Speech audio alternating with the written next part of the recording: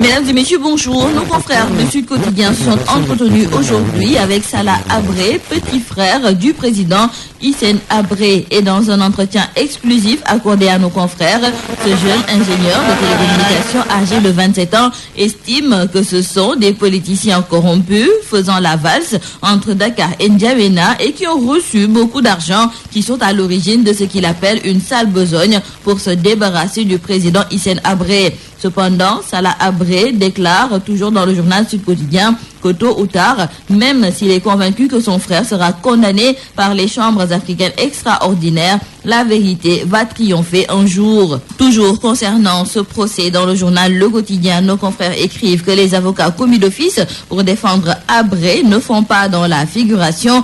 Hier, la défense n'a pas ménagé le témoin clé de l'accusation. Maître Mbaïsen a cherché à faire passer implicitement le témoin Facho Balam pour un traître qui a comploté contre les gouvernements de Habré et de Goukouni-Wédé en s'alliant à Muammar Kadhafi. Et pour nos confrères du journal Le Quotidien, les avocats commis d'office jouent pleinement leur rôle à la barre. Disparition de l'avion Sénégal Air, l'enquête se poursuit et aujourd'hui, dans le journal L'Observateur, nos confrères nous parlent de ces premières révélations de l'enquête. Entre autres, on nous signale dans le journal L'Observateur que l'avion Seiba qui a croisé l'avion de Sénégal Air dans un même couloir devait immédiatement en informer la tour de contrôle de Cap Skirring ou de Bamako-Sénou pour se poser, mais le pilote a préféré fuir avec l'appareil équato-guinéen dans sa base, une décision prise par l'équipage dans l'unique but de faire échapper l'avion à une saisie de l'OACI, l'Organisation internationale de l'aviation civile, pour les besoins de l'enquête.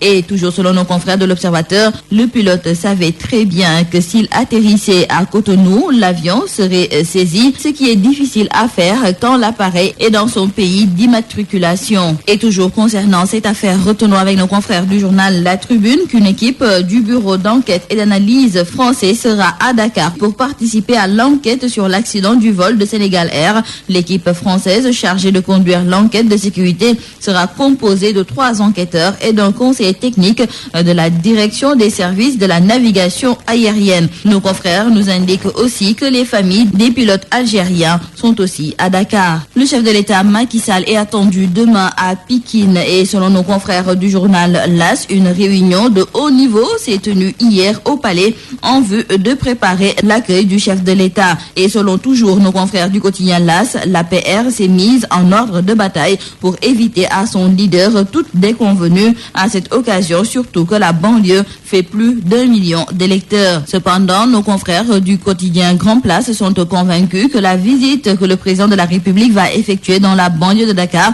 risque de faire beaucoup de bruit et pour cause, certains leaders d'opinion parlent déjà de provocation en décriant le concert que l'artiste Youssou N'Dour a programmé dans la zone pour boucler les vacances citoyennes en apothéose. Pour l'Alliance Sauver le Sénégal de Babacar Mbaye Ngaraf, les inondés qui sont relogés dans des conditions de survie au niveau des écoles envahies par les herbes n'ont pas le cœur à danser. Du nouveau sur l'affaire du Sénégalais Amadou Koumé qui a été tué en France suite à une violente interpellation de la police.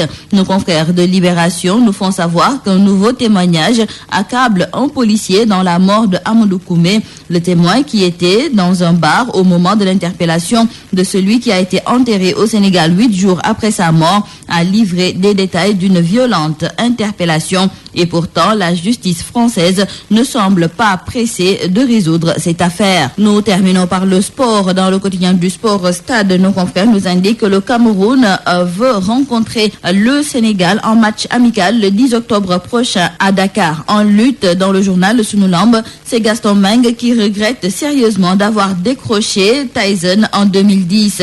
Selon lui, c'est le retour de Tyson qui lui a amené tous ses problèmes car les 2 combats de Tyson lui ont fait perdre 150 millions de francs CFA. C'est tout à vos journaux et très bonne lecture.